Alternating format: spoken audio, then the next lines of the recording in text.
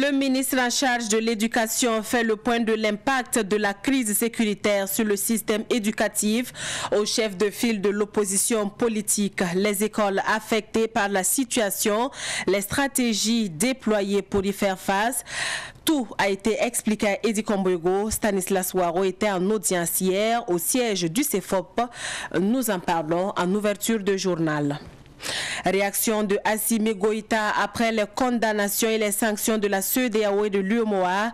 Le président de la transition reconnaît que la peur a gagné les Maliens, mais il les appelle tout de même au calme et à la résilience. Nous avons fait le choix d'être sincères afin de prendre notre destin en main en forgeant notre propre voie. La CEDEAO et l'UEMOA se sont assumés. Nous en ferons autant, a-t-il déclaré. La synthèse à suivre. Et sur cette actualité, la Guinée, qui est aussi sous transition, a décidé de ne pas fermer ses frontières avec le Mali. Mamadi Doumbouya a dit n'avoir pas été informé au préalable.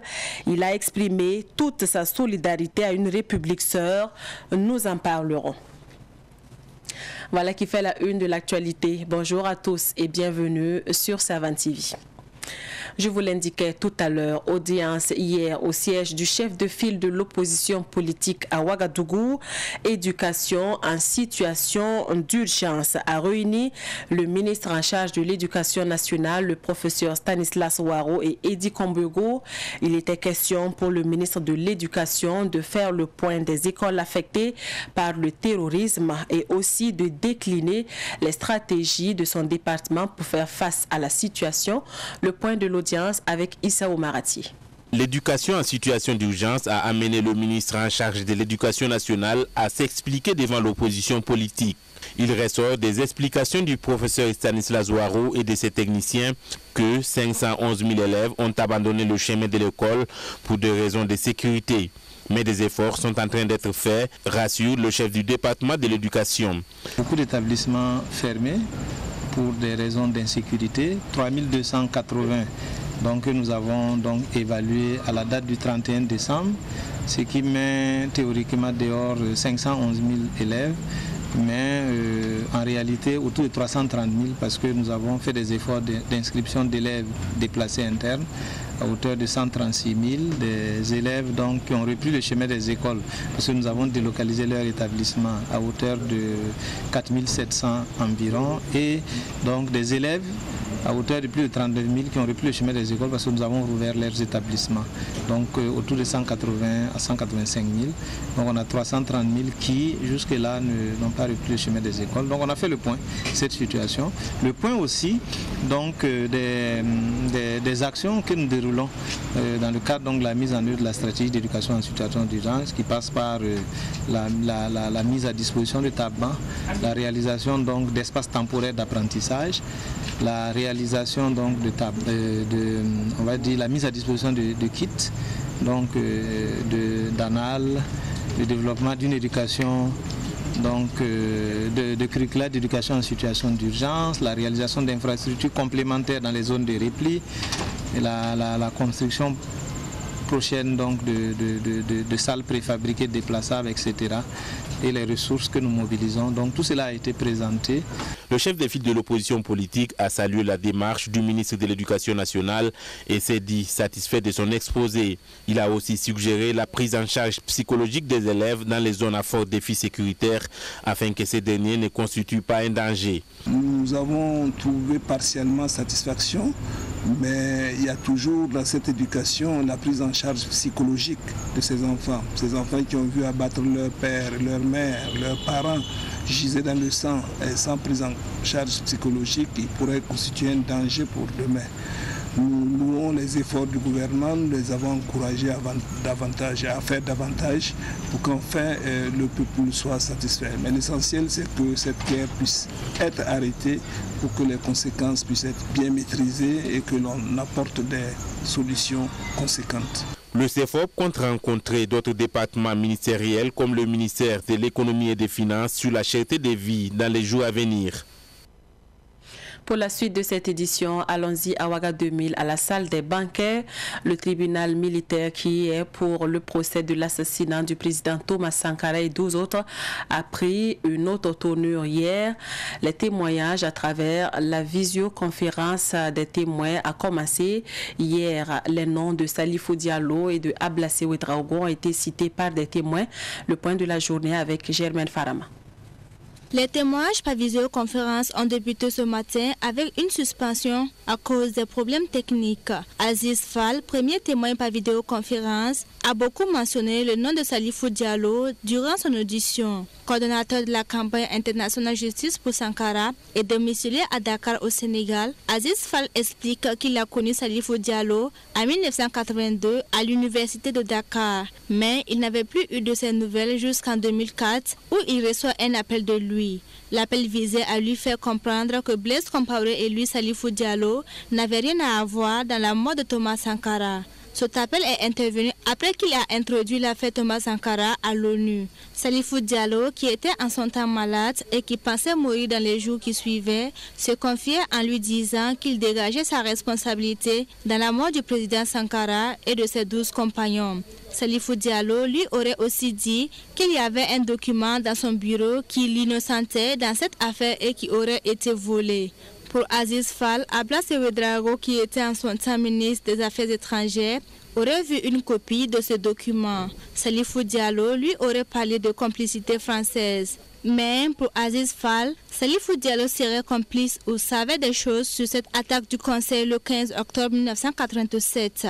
Après les événements du 15 octobre 1987, Salifou Diallo aurait été aperçu en train de fouiller le bureau de Thomas Sankara. Pour lui, il y a eu 2 complots contre Sankara. Le premier est celui qui visait à s'aimer la zizanie autour de Sankara et le second qui faisait croire au complot de 20 heures. Cette citation du nom de Salifou Diallo durant l'audition de Aziz Fall a amené la lecture de son procès verbal après une requête formulée par la partie civile. Salifou Diallo était le conseiller politique de Thomas Sankara et chef de cabinet de Blaise Compaoré.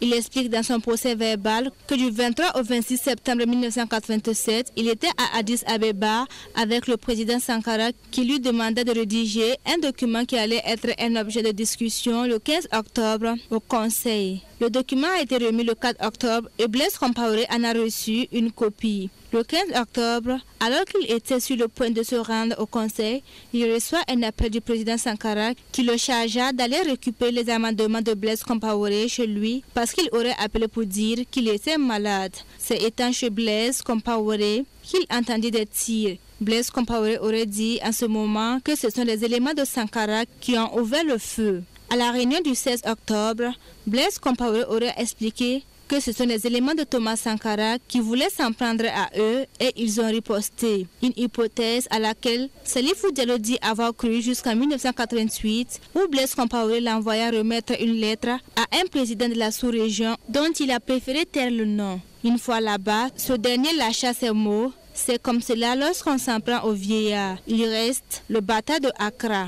C'est dès lors qu'il a commencé à avoir des doutes sur les raisons de la mort du président Sankara, a-t-il indiqué. Le deuxième témoin du jour, Thierry Sécrétan, journaliste réalisateur actuellement à Paris, travaille avec le président ghanéen Rawlings. Il explique qu'il a connu Sankara en 1984 après son discours à Bobo, discours dans lequel il informait que le président Rawlings les aidait clandestinement. Thierry Sécrétan fut envoyé par le président ghanéen pour faire une autre interview avec le président Sankara afin qu'il revienne sur ses dires. Pour lui, cette mort du président Sankara est la résultante d'une entente des puissances occidentales contre l'exemple que Rawlings a donné à Sankara et que cela avait été fait avec la complicité de Blaise Compaoré. Le président de la transition malienne s'adresse aux Maliens au lendemain des sanctions prises par la CEDEAO et l'UEMOA. Dans un discours, Assimi Goïta a appelé les Maliens au calme et à la résilience. Il a indiqué que le Mali reste ouvert au dialogue pour trouver un consensus entre les intérêts supérieurs du peuple malien et le respect des principes fondamentaux de l'organisation, a-t-il souligné dans son discours retour à la télévision nationale. Extrait dans ce résumé avec Issa Omarati. Pour le président de la transition malienne Assimi Goïta, le moment est venu pour les Maliens de resserrer les rangs. Ils doivent désormais parler d'une seule voix pour faire face à l'adversité. L'heure est au rassemblement de tous les Maliens, sans exclusif, pour réaffirmer nos positions de principe et défendre notre patrie. Chaque Malien, où qu'il se trouve, doit se comporter en défenseur des intérêts supérieurs du Mali. Nous mesurons la gravité de la situation. Il revient à chacun de taire les divisions de quelque nature que ce soit, de se retrouver autour de l'essentiel qu'est le Mali, notre patrie. Aussi, j'en appelle à une mobilisation constante et à une résilience face à la situation. Assimi Goïta a reconnu que l'inquiétude a gagné les Maliens à la suite de l'annonce des sanctions prises contre leur pays. Mais a-t-il poursuivi, les dispositions sont prises pour assurer un approvisionnement régulier et conséquent du Mali depuis les côtes. J'ai bien conscience des inquiétudes quant aux conséquences de ces mesures, mais je tiens à vous rassurer que des dispositions sont prises pour faire face à ces défis et que les actions d'approvisionnement se poursuivront. Mes chers compatriotes, depuis que nous avons pris nos responsabilités face à notre destinée, nous avons toujours œuvré pour le bien-être de l'ensemble des populations maliennes dans toute leur diversité. Et nous continuerons à nous y atteler. Encore une fois, à la suite des mots du porte-parole du gouvernement malien, colonel Abdoulaye Maïga, Assimi Goïta a dénoncé les sanctions dites injustes de la CEDEAO contre le Mali, mais rassuré aussi de la bonne foi du pouvoir de la transition à poursuivre le dialogue avec la CEDEAO. Le Mali qui indique de s'assumer après les sanctions de la CEDEAO. La Guinée, elle, décide de ne pas fermer ses frontières avec le Mali. Dans un communiqué, lui également à la télévision nationale, la porte-parole du gouvernement de la transition guinéenne, la colonelle Aminata Diallo, annonce que les frontières terrestres, aériennes et maritimes avec le Mali restent ouvertes, contrairement aux résolutions des instances sous-régionales. Selon les autorités guinéennes, elles n'ont pas été consultées avant la prise des sanctions contre la République sœur du Mali. Dans ses propos, la porte-parole de la transition a indiqué que le maintien des frontières ouvertes répond à la vision panafricaniste de la Guinée. Et puis, les sanctions continuent de susciter des réactions. Alpha Blondy, artiste engagé et ambassadeur de la CEDEAO pour la paix en Côte d'Ivoire, s'indigne contre les chefs d'État qui étaient présents au sommet à l'issue duquel des sanctions sont tombées contre le Mali.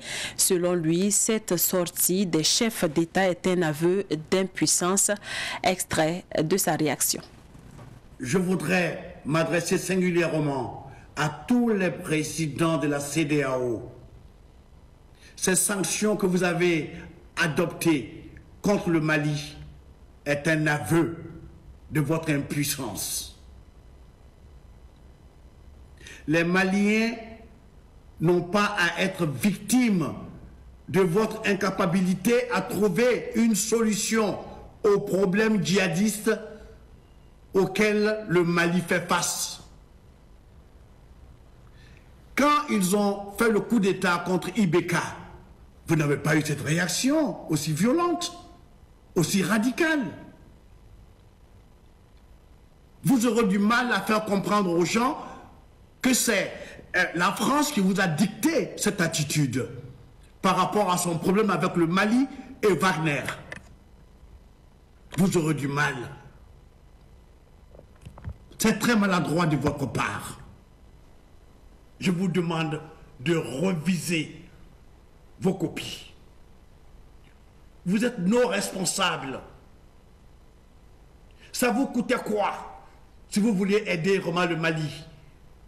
Que chaque pays, les 14 pays ou 15 pays, que chaque pays donne 1000 soldats pour venir aider, chaque pays fait 14 000 soldats, pour venir aider la junte militaire à se débarrasser des djihadistes.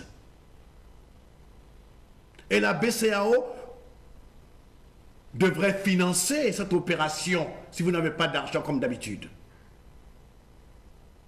Mais vous donnez l'impression que c'est parce que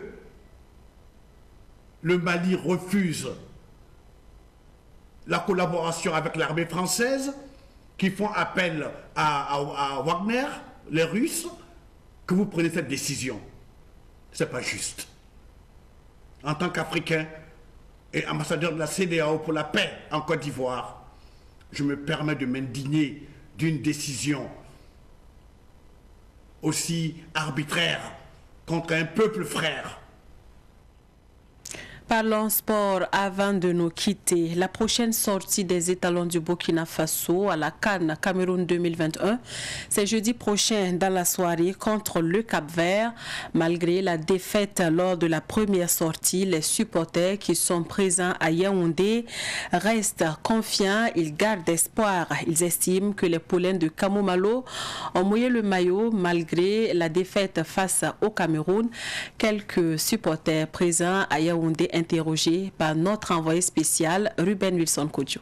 Même qu'on a fait une bonne entame de match, en ouvrant le score, en tout cas ça donnait vraiment l'espoir. Malheureusement, il y a eu un penalty. Bon, il y a un deuxième penalty qui est très discutable. Mais enfin, nous sommes dans le domaine du sport, c'est un jeu. Bon, on se dit que c'est la chance pour le Cameroun. Et bravo à eux. Bon, nous aussi, nous allons nous battre maintenant pour les prochains matchs afin de pouvoir se qualifier pour le second tour. On a quand même joué, vu qu'ils ont sapé notre morale, mais quand même je pense que notre équipe est à la hauteur. Sauf que c'est des buts fabriqués.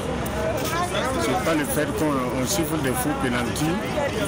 Ben, on fait avec, mais nous, on peut toujours se rattraper. Parce que le Cap-Vert et puis l'Éthiopie, je pense que si on a regardé les 45 premières minutes de nos deux adversaires, obligatoirement on va les croiser, et je pense qu'on peut se qualifier. Bon, il faut dire que les garçons ont mouillé le maillot. Ça n'a pas été facile, surtout avec cette histoire de Covid. L'équipe a été amputée de certains cadres, ce qui a un peu joué sur notre façon de jouer. Mais ce n'est que partie remise. Si on continue avec cette équipe, si on continue avec ce mental, je pense que nous allons franchir ce cap. On est quand même un peu déçus quand même, c'est parce qu'on pouvait éviter cette défaite-là quand même. Je pense qu'un point, on était capable de le prendre. Oh non, j'ai les transmissions du milieu de terrain vers l'attaque. Et puis aussi, il faut dire qu'on n'a pas bien défendu. Mais un match que nous avons perdu, mais pour moi l'espoir est permis parce que nous n'avons pas du tout été ridicules. La preuve c'est que nous avons marqué quand même un but dans le jeu. Contrairement à d'autres qui ont marqué sur le pénalty. C'est vrai qu'on nous dirait que le pénalty aussi c'est un but. Mais quand on regarde le fond, le jeu, il est là.